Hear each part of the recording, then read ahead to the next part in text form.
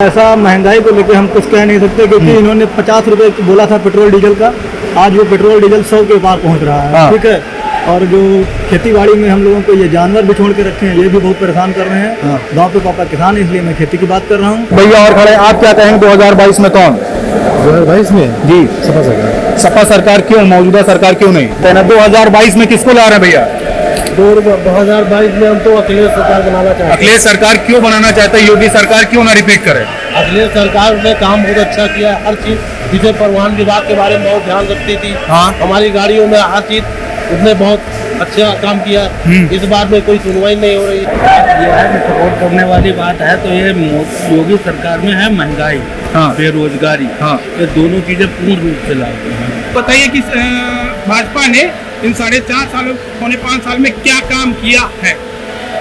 आप पिछली गवर्नमेंट की बात करें, पिछली गवर्नमेंट ने बहुत कुछ किया है सर, बहुत कुछ किया। किसको सपोर्ट कर रहे हैं? सपोज दैट आपको जैसे लगा के अम्बेडकर, आप बसपा की बात करते हैं, अम्बेडकर पार्क से लगा के बहुत सारी चीजें जो आज बॉलीवुड के एक्टिंग होती, बॉलीवुड के लोग एक्टर आके यहाँ पे एक्टिंग करते हैं, उस पार्क में एक्टिंग करते हैं। बनवाया किसने? सुश्री मायावती जी। ठीक।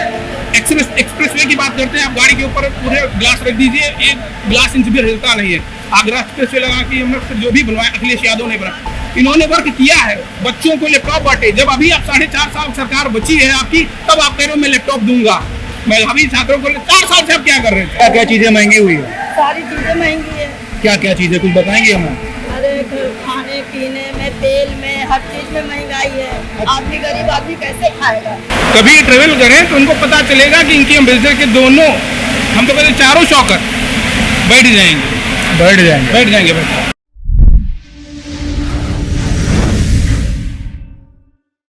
दोस्तों नमस्कार, मैं क्षितिज कांत आपको उत्तर प्रदेश के तमाम जगहों पर लेकर चल रहा हूं। आज राजधानी लखनऊ के कैसरबाग बस अड्डे पे हूं और यहां पे तमाम लोगों से जानेंगे कि जो सरकार से जो लाभ मिल रहे हैं धरातल पे है या नहीं। एक तरफ योगी सरकार लगातार दावे कर रही है कि धरातल पे तमाम तरीके की योजनाओं का लाभ लोगों तक पहुंचाया है, चाहे महिला सशक्तिकरण की बात करें, चाहे रोड की बात करें, चाहे हम एजुकेशन की बात करें, चाहे हेल्थ की बात करें, हर तरफ लगातार दावे हो रहे हैं कि धरातल पे योजनाएं लाई है। वहीं दूसरी तरफ हम बात करते हैं विपक्ष की।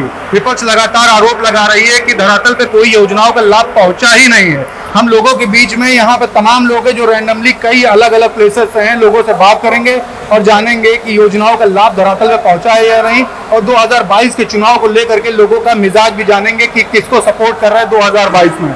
हमारे सामने एक युवा खड़े हैं, पहले इनसे बात करेंगे। भैया कहाँ से आए हुए हैं आप? कहाँ के रहने वाले हैं? बाराबंकी के रहने वाले। बाराबंकी के रहने वाले हैं। पहले तो हम ये जानना चाहते हैं, आप स्टूडेंट हैं या कुछ कहीं वर्क करते हैं? स्टूडेंट हैं। स्टूडेंट कहाँ पे? क्रिश्चियन कॉलेज में। क्रिश्चियन कॉलेज, यही लखनऊ क्रिश्चियन कॉलेज। जी। अच्छा, हम एक चीज ये जानना चाहते हैं कि एजुकेशन के मामले में बात करें तो मौजूदा सरकार का वर्क कैसा है? सर, एजुकेशन के मामले में ये रहा है कि पिछले 2 साल से जब से कोरोना लाया गया है, तब से ऑनलाइन स्टडी पे जोर दे रहे हैं, बट ऑनलाइन का कुछ वैसा फायदा मिल नहीं पा रहा है हम लोगों को। और इसके लिए इसकी वजह से हमारी जो पढ़ाई है बिल्कुल एक बहुत लो लेवल पे जा चुकी है।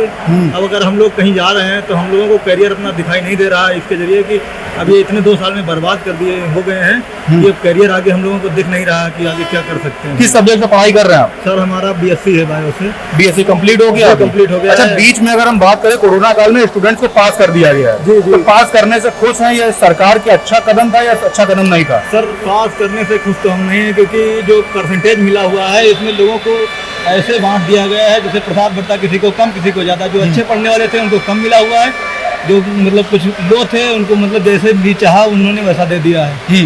अच्छा, एक बात करें, अगर मौजूदा सरकार की बात करें, रोजगार की बात करती है, 4.5 लाख से ज्यादा रोजगार युवाओं को दिया है। तो रोजगार के मामले में आप क्या कहते हैं, सरकार फेल हुई है या पास हुई है? और बेरोजगारी के बाद अगर हम बात करते हैं मौजूदा सरकार की, जैसे महंगाई 4.5 महीने बचे हुए हैं, कंट्रोल करने की बात है, तो कंट्रोल कर पाएगी या नहीं? और दूसरा, हम एजुकेशन के साथ में आपके बेरोजगारी की बात सर, ऐसा महंगाई को लेकर हम कुछ कह नहीं सकते क्योंकि इन्होंने 50 रुपए बोला था पेट्रोल डीजल का। आज वो पेट्रोल डीजल 100 के पार पहुंच रहा है। ठीक है। और जो खेती बाड़ी में हम लोगों को ये जानवर भी छोड़ के रखे हैं, ये भी बहुत परेशान कर रहे हैं। गांव पे पापा किसान है, इसलिए मैं खेती की बात कर रहा हूँ। ठीक है। रोजगार के मामले में फेल हुई है सरकार या पास? जी। फेल समझे। जी। अच्छा, तो 2022 में चुनाव होने जा रहा है, आप युवा हैं, पहले बताइए वोट डालेंगे या नहीं डालेंगे? वोट डालेंगे। वोट डालेंगे। तो सरकार किसकी चाह रहे 2022 में? सपा की सरकार चाह रहे हैं। सपा सरकार आई हुई, सारे लाभ मिलेंगे। जी। एक पीछे आइए, पीछे और भी लोग हैं, उनसे बात करें। पीछे भैया देख रहे थे, आप आइए। कहाँ जा रहे हैं? हाँ जी, हम तो जा रहे हैं हाँ, बहराइच जा रहे हैं। लखनऊ के लोकल है या बहराइच के रहने वाले हैं? तो आपके जिला की अगर बात करें जहां आप रहते हैं, तो वहां धरातल पे सरकार जो दावे कर रही है 4.5 साल में तमाम तरीके की योजनाएं, लेकिन किन योजनाओं का लाभ आपके व्यक्तिगत तौर पर मिला है और धरातल पे किन योजनाओं का लाभ आपको दिख रहा है? वैसे तो सपा की सरकार अब बनने में दिख रही है और बाकी तो सपा सरकार तो आप बात करें, गड्ढा मुक्त सड़कें की बात करती है ना, महिला सशक्तिकरण की बात करती है, अपराध कम करने की बात करती है, सब हुआ है कि नहीं हुआ है? हुआ है। तो मौजूदा सरकार क्यों नहीं पसंद कर रहे हैं, क्या मुद्दे हैं? क्योंकि जो है बीच में कुछ घटनाएं हुई है, इसकी वजह से कुछ लोग, कौन कौन सी घटना? बहुत सी घटनाएं हुई। एक दो बताइए हमें। ये अभी भी जल्दी में जो है लखीमपुर कांड से नाराज है। अरे भैया और खड़े, आप क्या कहेंगे 2022 में कौन? 2022 में जी, सपा सरकार। सपा सरकार क्यों? मौजूदा सरकार क्यों नहीं? मौजूदा सरकार हर चीज में फेल है, हर चीज में फेल है। ये जो कहाँ कुछ नहीं किया।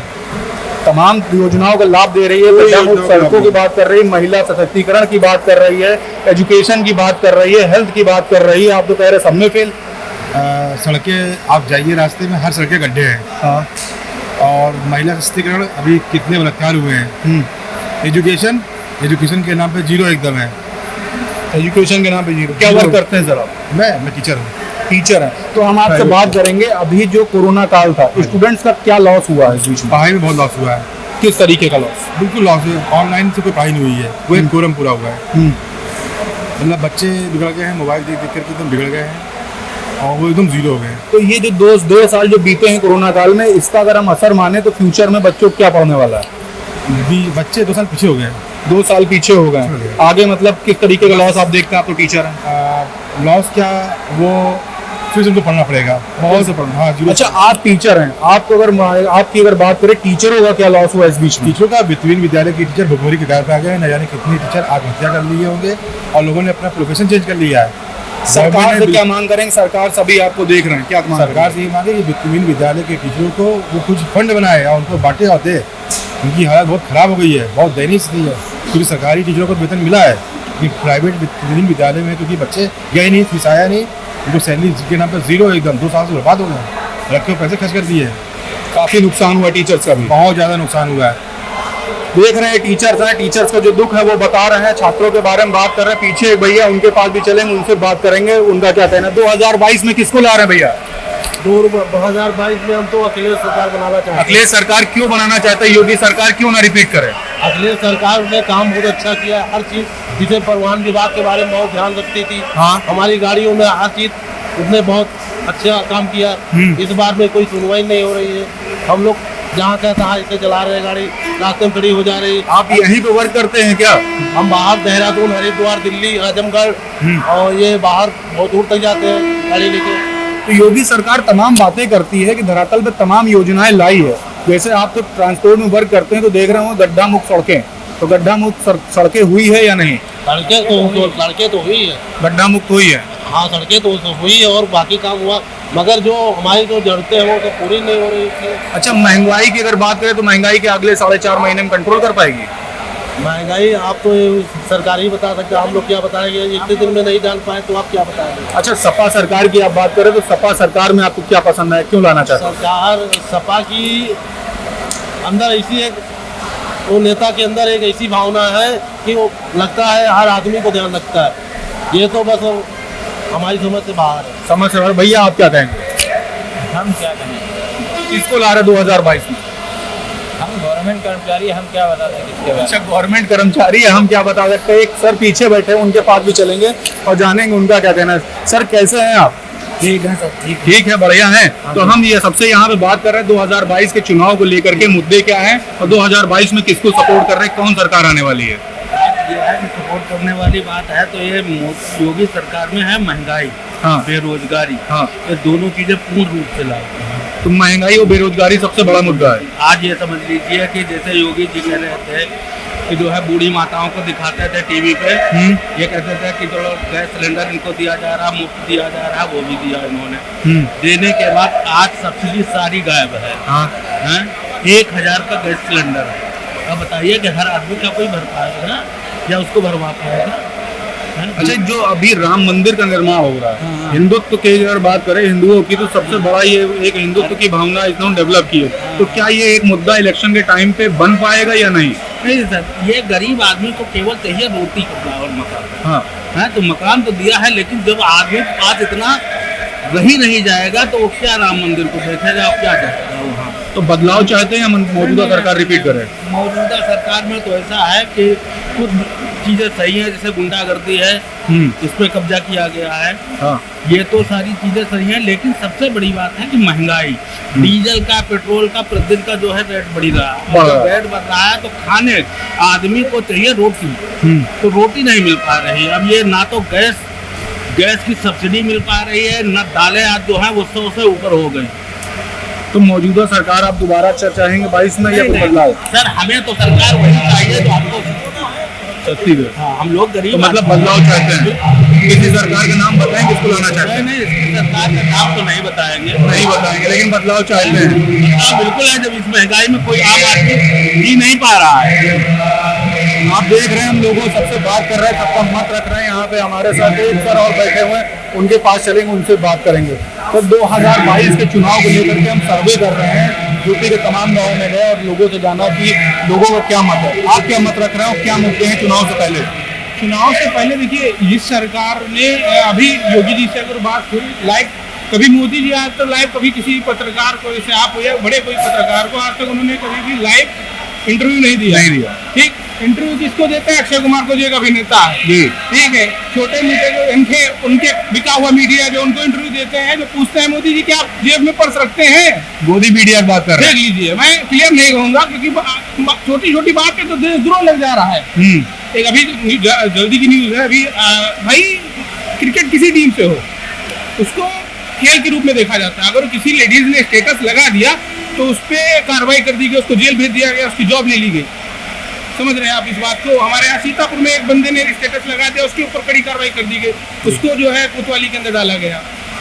अगर जो बात की जाए गड्ढा मुक्ति, जो कह रहे थे गड्ढा मुक्ति, कभी आप हमारे साथ ट्रेवल कीजिएगा। मैं जिला सीतापुर का रहने वाला हूँ। जिला सीतापुर बहुत फेमस है, दबंगई में फेमस है तो है। आप सीतापुर से शाहजहांपुर का ट्रेवल कर लीजिए जी। कोई मंत्री नेता, मैं कहता हूँ राज्य परिवहन मंत्री, कभी निकल के देखें गाड़ी में, ये लोग तो हेलीकॉप्टर में बैठते हैं, हट उतरते हैं जहाँ पर इनका लोकेशन होता है। कभी ट्रेवल करें तो उनको पता चलेगा कि इनकी एम्बेसडर के दोनों, हम तो कहते चारों शॉकर बैठ जाएंगे।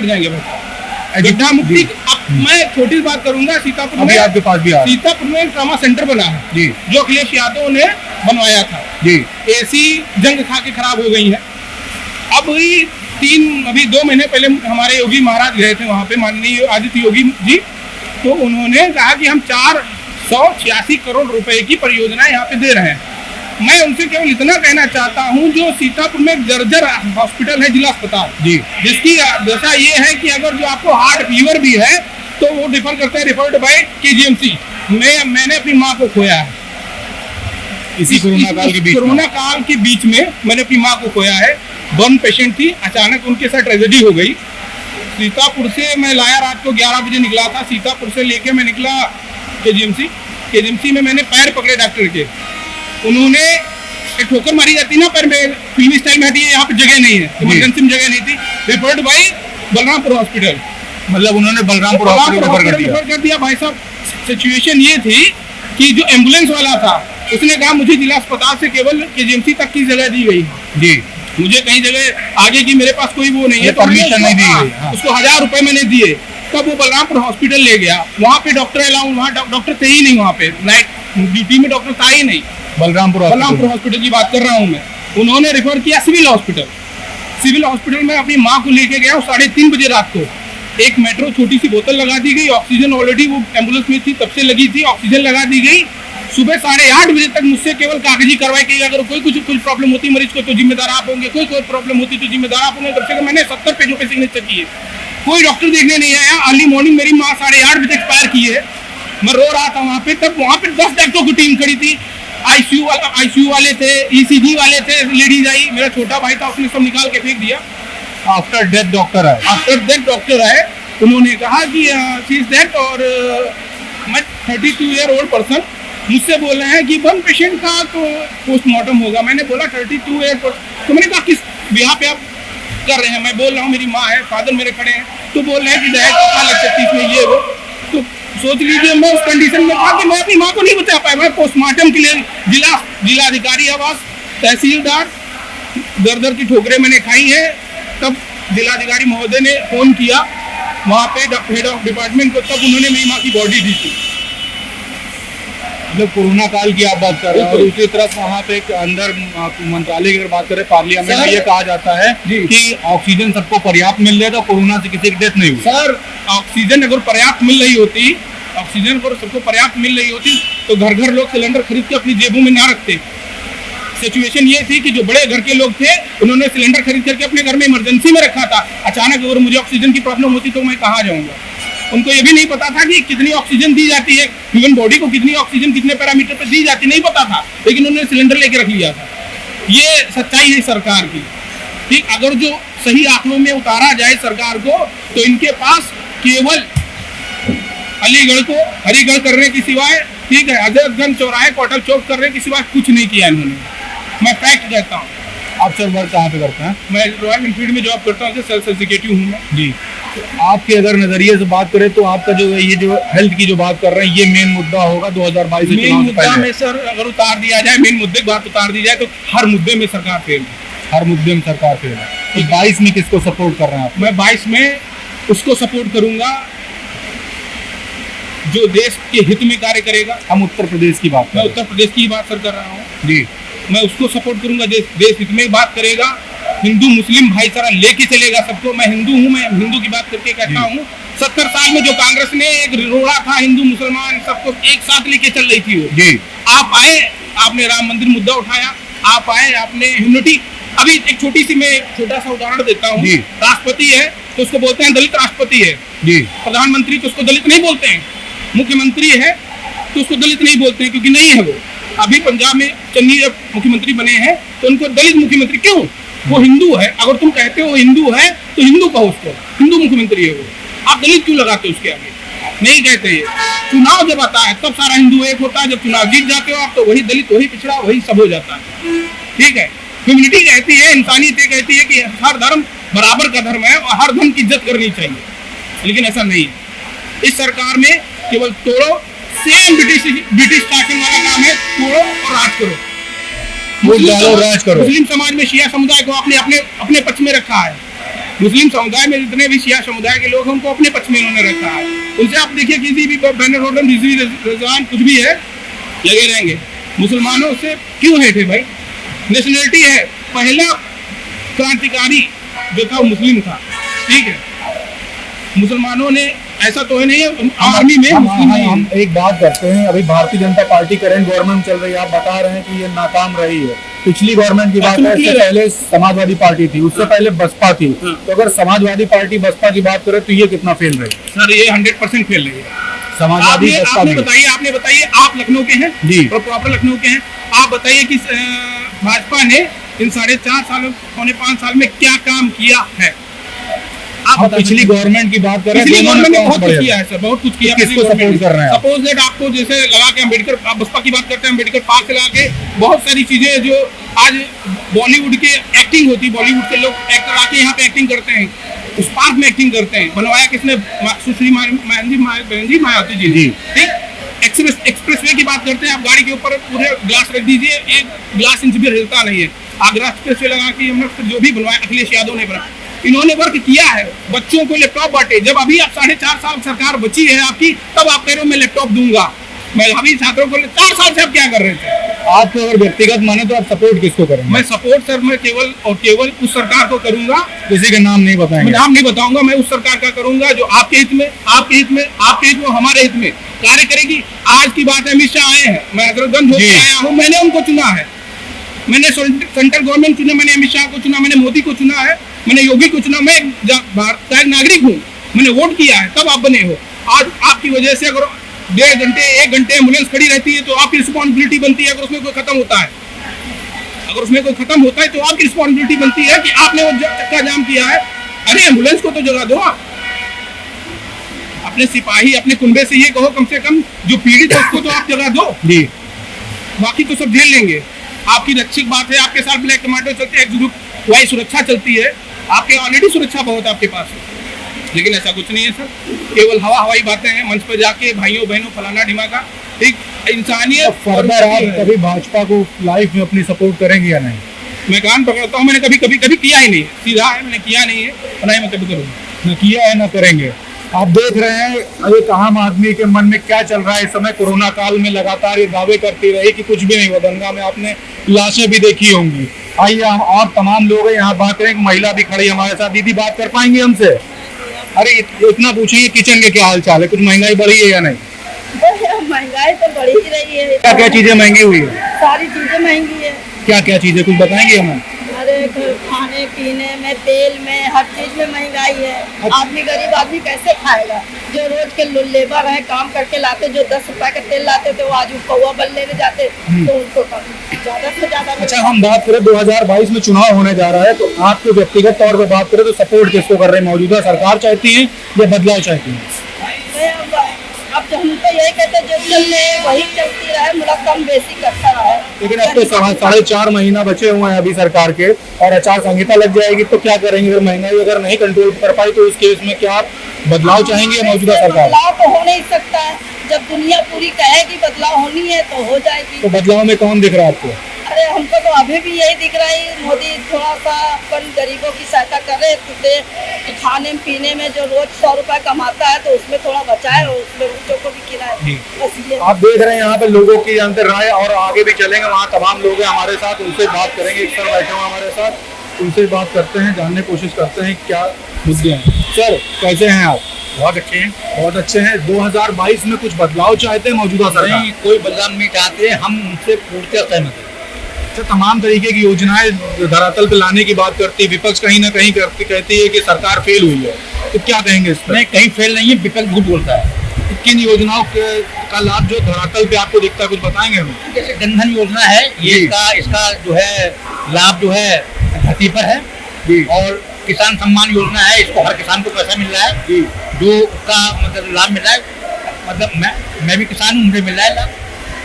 अच्छा एक बात करें, ये जो बात करती है अभी डिमोनेटाइजेशन हुआ था, डिमोनेटाइजेशन की बात करें, जीएसटी की बात करें, इससे तमाम लोग कहते हैं कि हम इससे परेशान हैं। तो अगर हम कॉर्पोरेट सेक्टर की बात करें तो ये कैसे खुश है और अगर गरीब तबके की बात करें तो ये परेशान क्यों है? इसके बारे में क्या कहेंगे? नहीं, परेशान कोई नहीं है। टैक्स है, मतलब जो बहुत से टैक्स है उसमें जो है कुछ टैक्स उसमें जो है उन्होंने लगा दिए हैं और बहुत से टैक्स खत्म कर दिए हैं, तो इससे कोई ये फायदे की चीज़ है, कोई नुकसान की चीज़ नहीं है। तो डिमोनेटाइजेशन होता है, काला धन हम ले आएंगे। डिमोनेटाइजेशन में 99% से ज्यादा पैसा बैंकों में आ गया था। जी हाँ। इसके क्या कहेंगे? नहीं, देखिए ऐसा है, मतलब जो है गवर्नमेंट कोई भी योजना चलाती है तो वो जो है पब्लिक का उसका फायदा ही होता है, नुकसान नहीं होता है। अच्छा महंगाई तो अभी बढ़ी है तो मानेंगे? महंगाई है, लेकिन महंगाई है कोई इतनी ज्यादा भी नहीं है कि महंगाई इतनी ज्यादा भी नहीं। तेल के दाम दोगुने हो चुके हैं लगभग। तो हम ये पूछना चाहते हैं, सरकार कहती है कि दिया तेल की जलाई जाए दीपावली में, तो लोगों गरीब घर की अगर बात करते हैं बिलो पॉवर्टी लाइन की, तो उनके घर में दिया जलेगी या नहीं? इसको किस नजरिए से? नहीं, देखिए दिया तो जलेगा, दिवाली पर भी जलेगा और वैसे भी जलेगा। और मतलब जो गवर्नमेंट की जो भी पॉलिसी, कोई भी गवर्नमेंट आती है, हर गवर्नमेंट यही चाहती है कि जो पब्लिक उससे खुश रहे, लेकिन मतलब जो है गवर्नमेंट जो हर आदमी को खुश नहीं रख सकती। अच्छा क्या मुद्दे आप दिमाग में सोच करके वोट करेंगे इस बार 2022 में? मैं देखिए, एक तो ये मतलब कम्युनल हार्मोनी बनी हुई है इस समय पूरी यूपी के अंदर, और इस सरकार ने जो जितने गुंडे माफिया है सबको जो कंट्रोल में कर रखा है। इस समय कहीं भी पूरी यूपी के अंदर कहीं कोई एक भी दंगा नहीं हुआ है, पाताल में भेज दिया है। हाँ, ये सारी चीजें एकदम खत्म है एकदम, और जनता जो है वो एकदम शांति से रह रही है। अच्छा आप किसान, हम एक बात करेंगे, राकेश टिकैत धरने पे बैठे हुए हैं और सरकार 3 कृषि कानून बिल के समर्थन में 3 कृषि कानून बिल पारित कर दिया, तो क्या लगता है धरना खत्म होगा या सरकार बैकफुट पर हटेगी? नहीं, धरना ही खत्म होगा, तो सरकार अपनी जगह सही है। और मतलब जो है जो उनका ये आंदोलन है वो जो है राजनीतिक मोटिवेटेड है। आप यहाँ पे देख रहे हैं लोगों से हम बात कर रहे हैं, आगे भी चलेंगे, वहाँ पर भी लोगों से बात करेंगे और जानने की कोशिश करेंगे लोगों की राय क्या है 2022 के चुनाव को लेकर के। आइए लोग पास चलते हैं। दीदी एक बैठी हूँ, दीदी से बात करते हैं। दीदी आप कहीं पे वर्क करती हैं, कहीं पढ़ाई कर रही हैं? अभी बात कर पाएंगे? एक्चुअली हम 2022 के चुनाव को लेकर के सर्वे कर रहे हैं, लोगों से बात कर रहे हैं, पूरे यूपी में जा रहे हैं। आज हम यहाँ पे हैं तो हम ये जानना चाह रहे थे कि पहले मुद्दे क्या होंगे 22 के चुनाव को लेकर के। पहले तो ये है कि जो यहाँ पे हम लोग की जो युवा पीढ़ी जो है जी, वो सबसे पहले तो अपना पढ़ाई के बाद में अपना भविष्य के बारे में जो है वो करता है। हाँ। लेकिन अभी जो चुनाव होने वाले हैं तो यहाँ पे बच्चों की वजह जो उसका जो लाइफ है सेटल करने के लिए, तो उनको उनके हिसाब से सोचना चाहिए कि बच्चे आगे कैसे प्रोग्रेस कर सकते हैं, किस तरीके की स्टेज में जा रहे हैं बच्चे। तो सरकार की बात करें, महिला सुरक्षा की बात करती है, तो इसको किस नजरिए से देख रही है? क्या महिला सुरक्षा में 100% सिक्योर कर पाई है महिलाओं को या नहीं?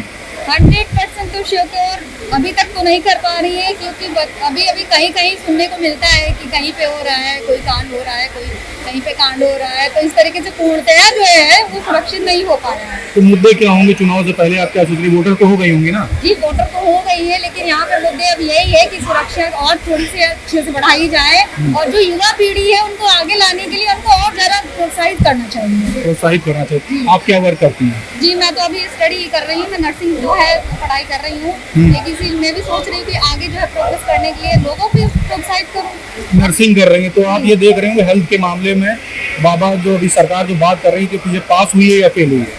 अभी जो बात कर रही है ये तो अभी हम लोग नहीं कह सकते, पूर्णतया नहीं कर सकते हैं। अच्छा, कोरोना काल की बात करें, आपने देखा होगा, इस दौरान को आप किस नजरिए से देखती हैं? क्या कहेंगे इस पर? कोरोना काल में तो जिस तरीके से मतलब प्रगति हुई है वो तो तारीफ लायक है, क्योंकि बहुत लोगों ने अभी नहीं करवाया है वैक्सीनेशन, लेकिन हम उस पीरियड की बात कर रहे हैं जिस समय लाशें गंगा में तैर रही थी और सरकार कह रही कि कोरोना से लोग मरे नहीं हैं।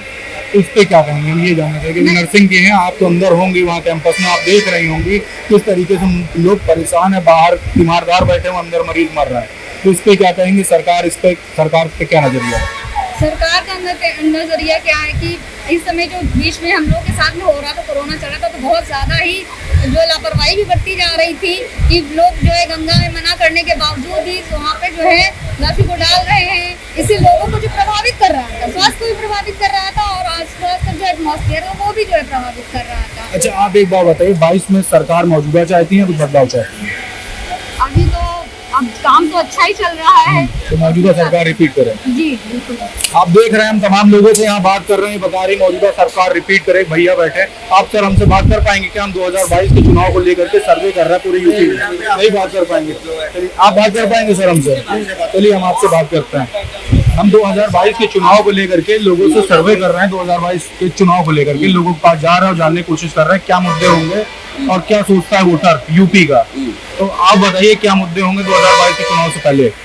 2022 के चुनाव से पहले ये मुद्दे होंगे हमारे, जैसे हमारे 9 पैसे प्रति किलोमीटर बढ़ाए गए हैं और हर प्रतिदिन सप्ताह के 7 दिन 35 पैसे पेट्रोल बढ़ रहा है। हम लोग 50 किलोमीटर दूर से आते हैं, ठीक, हमारा कम से कम रोज का 3-4-5 रुपये यार एक्स्ट्रा पेट्रोल खर्च हो रहा है, तो हमारे 9 पैसे बढ़ा करके हमारे क्या गवर्नमेंट ने दे दिया। आप यहाँ पे वर्क करते हैं क्या? हाँ जी, कैसरबाग डिपो से हम ड्राइवर हैं। अच्छा, ड्राइवर हैं। तो एक बात बताइए, सरकार से क्या मांगे? सभी देख रहे हैं आपको। हमसे कम से कम नहीं ज्यादा तो बढ़ाने चाहिए थे। जैसे आपने कहा था कि हर साल 10 पैसे बढ़ेंगे, तो आपने 10 पैसे किया होता, 9 पैसे का मतलब क्या होता है? ये सैलरी कुछ बढ़ी है या नहीं? 9 पैसे हर साल की, जैसे आपने कहा था 5 साल में अभी तक की बढ़ी नहीं। 5 साल में उन्होंने कहा था हर साल 10 पैसे बढ़ेंगे, ठीक, 1 साल में ही 9 पैसे बढ़े खाली ओनली। तो इसमें हर साल के जैसे देखा जाए 2 किलो सरकार अपने दावों में कहीं ना कहीं फेल हो रही है, हमेशा फेल होती रहती है, हमेशा फेल होती रहती है। अच्छा, आप तो ड्राइवर है, तमाम जगह गाड़ियां लेकर जाते हैं, तो गड्ढा मुक्त सड़कें हुई है या नहीं? अभी 99% तो नहीं है, 99% नहीं है, लेकिन 1% है। 1% अच्छा, तो 2022 में मौजूदा सरकार फिर से रिपीट करे या कुछ बदलाव चाहते हैं? बदलाव हम ये नहीं कह सकते हैं, लेकिन हम ये कहते हैं जैसे आप जानना चाहते हो तो यहाँ से सीतापुर से चलो, बरेली तक की देख लो गड्ढा मुक्त कितनी सड़कें हैं, ठीक। मतलब दबे लफ्जों में आप बहुत कुछ कहें। आप सर क्या कहेंगे? आप कुछ नहीं कहेंगे, आप कुछ कहेंगे? चलिए, सब हाथ जोड़े ले रहे हैं, वहाँ पे कुछ युवा बैठे हैं, उनके पास भी चलेंगे। सर आपसे भी 2 मिनट हम बात करेंगे। भैया 2 मिनट आपसे बात करेंगे। आ जाते, जरा खड़े हो जाते साथ में, कुछ जगह नहीं है। हम 2022 के चुनाव को लेकर के लोग बीच में जा रहे हैं, जानने की कोशिश कर रहे हैं मुद्दे क्या होंगे चुनाव से पहले, है ना? तो आपके दिमाग में क्या चल रहा है? मैं तो इन चीज़ों से भी न्यूट्रल रहना चाहता हूँ। कारण है कि सरकारें न ये अच्छा करती न वो अच्छा करती, प्रॉब्लम लोगों को होती है। अभी मैं हालिया एक बात आ रहा हूँ, आपके पास भी आ रहा हूँ। मुद्दों को सर मैं इस रूप में कहूँगा कि जो रियल मुद्दे कभी नहीं आते। अभी कल मैंने एक बयान सुना, श्रीमती रुचि पाठक साहब आप नाम सुने हो, भाजपा के नेत्री, उन्होंने कहा कि आज़ादी लीज पर दी गई 99 साल। तो मुझे लगता है फिर आप ऐसे मुद्दे उठाने की क्या जरूरत है जब ऐसे घटिया मुद्दे आएंगे, ऐसे घटिया लोग सरकारों में। मुझे ऐसा नहीं कि मुझे बीजेपी से दिक्कत है, कांग्रेस, लेकिन आप खुद सोच के देखिए कि आज़ादी के 99 साल की लीज पे दी गई। क्या आपको लगता है किसी भी किताब में, मैंने तो इतना इतिहास पढ़ा है, मैं छात्र भी हूँ, सिविल की तैयारी करता हूँ, मैंने तो नहीं पढ़ा है। तो फिर अगर जो ऐसे मूर्खों वाले मुद्दे आएंगे तो मैं यही कहूँगा फिर सर रियल समस्याएं इस देश की। अच्छा, हम ग्राउंड की बात करें, आप आईएएस की तैयारी कर रहे हैं, सिविल की तैयारी, तो आपको क्या दिखता है ग्राउंड पे जो सरकार जो बात कर रही है ग्राउंड पे वो रियलिटी है या नहीं है?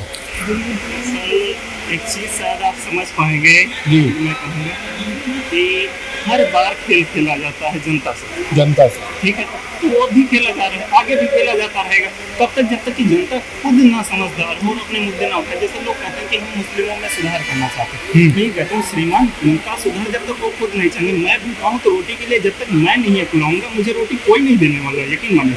लेकिन पब्लिक को क्या लगता है कि सर हमारे मुद्दे कोई और उठाएगा, अभी नहीं उठाएगा सर, रियलिटी कोई गवर्नमेंट आई, इवन ये वो, मैं ना इनके पक्ष में हूँ ना इनके विपक्ष में, लेकिन मुझे लगता है सर कि न्यूट्रल होके जो रियल चीज़ें हैं उनको सामने, जैसे आप एक मुद्दा देखिए बेरोजगारी, एक्सट्रीम मुद्दा है, 4.5 साल में कोई नियुक्ति नहीं हुई है, आप भी जानते हैं, एक टीचर एक पुलिस के अलावा कोई नियुक्ति नहीं हुई, वीडियो का एग्जाम हुआ, कैंसिल किया गया, भर्ती क्लियर करके रिजल्ट देने के बाद कैंसिल किया जाता। तो मैं यही कहता हूँ, चाहे आप अदर मुद्दे देख लें, कोविड के ड्यूरेशन में सरकार अपनी पीठ पर खपा रही है, हर जगह पर खपाती है, हर एक लोग खपा रहे हैं, चाहे इस स्टेट में इनकी है, अदर स्टेट में किसी और की है, सब खपा रही है। लेकिन आप सिविल की तैयारी कर रहे हैं, आप पब्लिक के आदमी होंगे एग्जामिनेशन के बाद, ठीक है, तो ये पब्लिक का एक कोर मुद्दा जो आपको दिख रहा है, पब्लिक बदलाव चाहती है या मौजूदा सरकार चाहती है, क्या कहेंगे इस पर? सर बदलाव तो पब्लिक चाहती है, लेकिन करेगा कौन? पब्लिक ही करेगी, बस सोल्यूशन उसी के हाथ में। जैसे मैं आजकल देखता हूँ लोग क्या कहते हैं कि सर हम क्या कर सकते हैं, तो मैं यही कहता हूँ कि हम जब प्रस्तावना पढ़ते हैं तो उसमें काम आता है हम भारत के लोग, that we are people of the India, हमारे ही हाथ में जब सारी पावर है तो हम इनको क्यों नहीं उखाड़ फेंकते हैं। लेकिन सर हम किस पे टिके हैं, हिंदू एंड मुस्लिम। सर इस देश की आज़ादी में सबका खून शामिल है, जो राहत इंदौरी शायद में, ठीक है, तो हमें लगता है कि हम एक्चुअली सोच के देखिएगा, ना हम कम्प्लीटली मुस्लिमों को हटा पाएंगे, ना मुस्लिम हमें रहने पर आपसी खून क्यों करेंगे। तो मैं तो यही कहता हूँ कि हम लोग स्वयं अपने मुद्दे उठाएं, स्वयं जागरूक हों, स्वयं सरकारों को ऐसा बनाएं कि वो हमारे प्रति जिम्मेदार हों। जैसे स्विट्जरलैंड देखिए, स्वीडन देखिए, वहाँ पर क्या है, हरियाणा पंचायत में भी कुछ चीज़ें लागू की गई हैं कि आपका जो रिप्रेजेंटेटिव है, आपका प्रतिनिधि है, चाहे विधानसभा का हो चाहे संसद का हो, अगर जो काम नहीं कर रहा है तो उसको मिड टर्म में आप वापस बुला सकते हैं वहाँ से, ठीक है, दैट मीन संसद से आप आधे टर्म में वापस बुलाएं। तो कुछ ऐसी स्थितियाँ आनी चाहिए यहाँ पर कि लोगों को लगे कि हम चुनते आ गए हैं लेकिन हम 5 साल के लिए नहीं है, हमारा टर्म बीच में भी खत्म हो सकता है, थोड़ा सा दबाव बने। लेकिन जनता क्या है सर, जो लोग देखे भूल जाती है, ये समस्या है यहाँ पर। अच्छा, एक चीज पूछूंगा कि आप तो भी तैयारी कर रहे हैं, आप काफी एजुकेटेड पर्सन, तो आपको कौन सी सरकार सबसे बढ़िया अब तक लगी है आज़ादी के बाद से? मैं फिर यही कहूँगा कि जो हम लोगों का कार्य है और जिस पद पर मैं जाने का इच्छुक हूँ या जिस पद पर मैं पहुँचूंगा, उसके तहत मैं यही कहूँगा कि किसी सरकार का नाम लेने से बचूंगा। हर जगह कुछ कमियाँ, कुछ फायदे दिखते हैं, लेकिन कभी कभार ये फायदे ऐसे हो जाते हैं, कमियाँ ऐसी हो जाती हैं जो शायद गलती है। सरकारों का नाम तो यही, सब कोई अच्छा नहीं करता, किसी के लिए कोई अच्छा कर रहा है, किसी के लिए तो वर्ड तो बता सकते हैं ना कि सरकार में बढ़िया हुआ था। सर जहाँ तक मैंने पढ़ा है, जहाँ तक मैंने समझा, जहाँ तक देखा है, लोग इंदिरा गांधी जी को बुरा मानते हैं, लेकिन वो आयरन लेडी थे, मैं भी मानता हूँ। आज भी है, कोई स्पेक्ट्रम बुक या कोई भी अच्छी हिस्ट्री बुक पढ़ेंगे सबसे ज़्यादा कहा जाता है इंदिरा गांधी के टाइम जनता को परेशानी हुई, बेहिचक हुई, हम भी जानते हैं, आप भी जानते हैं, मैंने भी पढ़ा, शायद मेरा जन्म तब नहीं हुआ, आप होंगे या शायद छोटे रहे, जो भी, ठीक है। बट आज भी कहा जाता है कि उनके आलोचक कुछ भी कहें, बट जो जनता के हित में डेवलपमेंट का काम हुआ वो सबसे ज़्यादा उन्हीं के टाइम हुआ। आज का डेवलपमेंट मुझे कहीं ना कहीं थोड़ा उससे खोखला नजर आता है, और शायद आप देख भी रहे हैं, जैसे आज मैं कैसा बात करती थी, हड़प्पा का खुदाई स्थल बना दिया, चारों ओर खुदाई चल रहा है, ये आप स्मार्ट सिटी बना रहे हैं। सर स्मार्ट सिटी बनाने से पहले कितनी चीज़ें अनस्मार्ट हो जाएंगी हमें बताएंगे। चारों ओर ट्रैफिक है, चारों ओर खुदाई है। सर यकीन मानिए, मैं डेली आता हूँ, ट्यूशन देता हूँ यहाँ बच्चे को, मैं डेली में झेलता हूँ। तो मैं तो ये कहता हूँ जनाब, सर हड़प्पा का कोई स्थल घोषित कर दो, थोड़ा प्रसिद्धि मिल जाएगी, चलो एक स्थल हो जाएगा, मैं यही कहूँगा। और मेरा एक यही सुझाव है जिससे कि आप खुद के प्रति थोड़ा जिम्मेदार बने और खुद मुद्दे उठाएं, इन लोगों के सहारे ना आज तक कुछ हुआ नहीं। बाकी धन्यवाद, थैंक यू। आप यहाँ पे देख रहे थे, हम इस कैसाबाद बस अड्डे पे तमाम लोगों से हमने यहाँ बात करी, सबने अपना अपना मत रखा और हमें बताया 2022 के चुनाव से पहले लोगों के मुद्दे क्या होंगे। देखते रहे 4 PM न्यूज नेटवर्क में, क्षितिज कांत, कैमरा पर्सन सत्यनारायण के साथ।